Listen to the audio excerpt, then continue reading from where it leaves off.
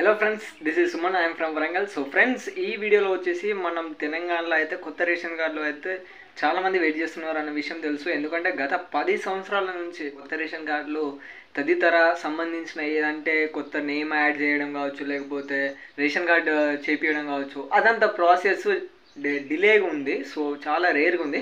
So Congress ప్రభుత్వం వచ్చిన తర్వాత అయితే కొత్త రేషన్ కార్డులకు గ్రీన్ సిగ్నల్ ఇవ్వడం జరిగిందని చెప్పొచ్చు. ఇది కాకుండా డబుల్ ధమాకా ఏంటిదంటే, ప్రతి మహిళకు 18 సంవత్సరాలు నిండిన ప్రతి మహిళకి మహాలక్ష్మి పథకం ద్వారా 500 రూపాయలు నేరుగా వారి బ్యాంక్ అకౌంట్లో క్రెడిట్ అవ్వడం జరుగుతుందని చెప్పచ్చు. సో ఇదంతా నేను చెప్పేది ఇది ఫేకా నిజమా అని తికమక అవుతున్నారు చాలామంది. సో ఇది 100% జెన్యూన్ అండి. ఎందుకంటే మనకు న్యూస్ పేపర్లో ఒక ఆర్టికల్ పెట్టాలంటే 100% జెన్యూన్ అయితేనే పెడతారు. సో ఆ ఆర్టికల్ని తీసుకొచ్చి మీకు వీడియో రూపంలో మీకు చెప్తున్నా అన్నట్టు. అంటే చాలామందికి ఆ న్యూస్ పేపర్ చూడరు కదా. సో చాలామంది అయితే యూట్యూబ్ నుంచి చూస్తారు. సో వాళ్ళను అర్థమయ్యేటట్టు మనం న్యూస్ ఆర్టికల్ని మీకు చెప్పడమే. ఈ మంచి ఇన్ఫర్మేషన్ని తెలుసుకునేందుకు ఈ వీడియోని లైక్ చేయండి, అలాగే మీ ఫ్రెండ్స్ అండ్ ఫ్యామిలీకి అయితే షేర్ చేయండి.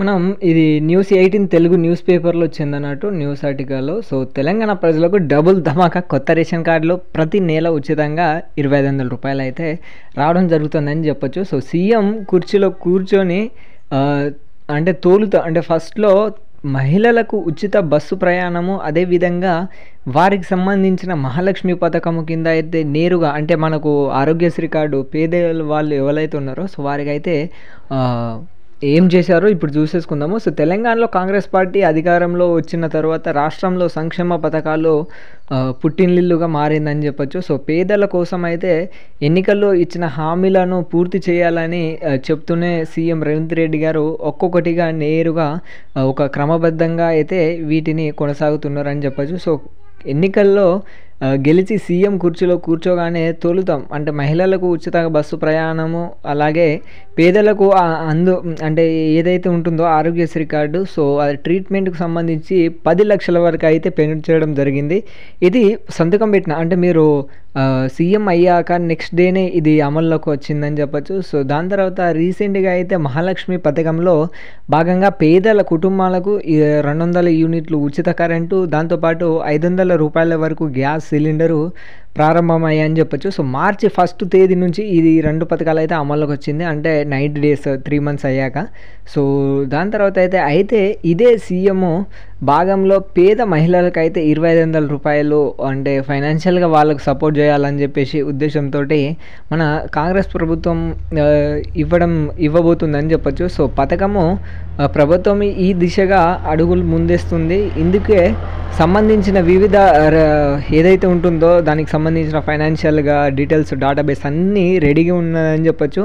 అదేవిధంగా 5th పాయింట్ వచ్చేస్తే ఈ పథకము అమలయ్యే మధ్యలో అంటే ఈ అమలయ్యే సిచ్యువేషన్లో కీలక ప్రకటనలు అయితే కార్డుగా వచ్చిందన్నట్టు. సో దానికి సంబంధించింది తెల్ల రేషన్ కార్డు అన్నట్టు. సో ఇంటింటి సర్వే చేసి తెల్ల రేషన్ కార్డు కలిగి ఉన్న వారికి అయితే మహిళలకు ప్రతి నెల 2500 రూపాయలు వారికి నేరుగా డైరెక్ట్ డీబీటీ ప్రకారంగా ఆధార్ కార్డు లింక్తో ఉన్న అకౌంట్లో అయితే క్రెడిట్ అవ్వడం జరుగుతుందని చెప్పొచ్చు.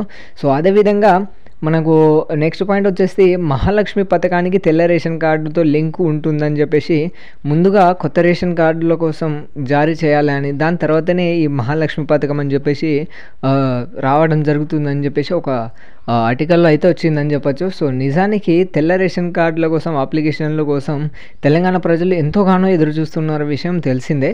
సో దాని తర్వాత ఇది ఇలా ఉండగా మహాలక్ష్మి పథకంకు సంబంధించి మీ దగ్గర అయితే మీరు తెలంగాణ లోకల్ ప్రెసిడెంట్గా ఉండాలి, అంటే లోకల్ క్యాడెట్ అయి ఉండాలి అన్నట్టు.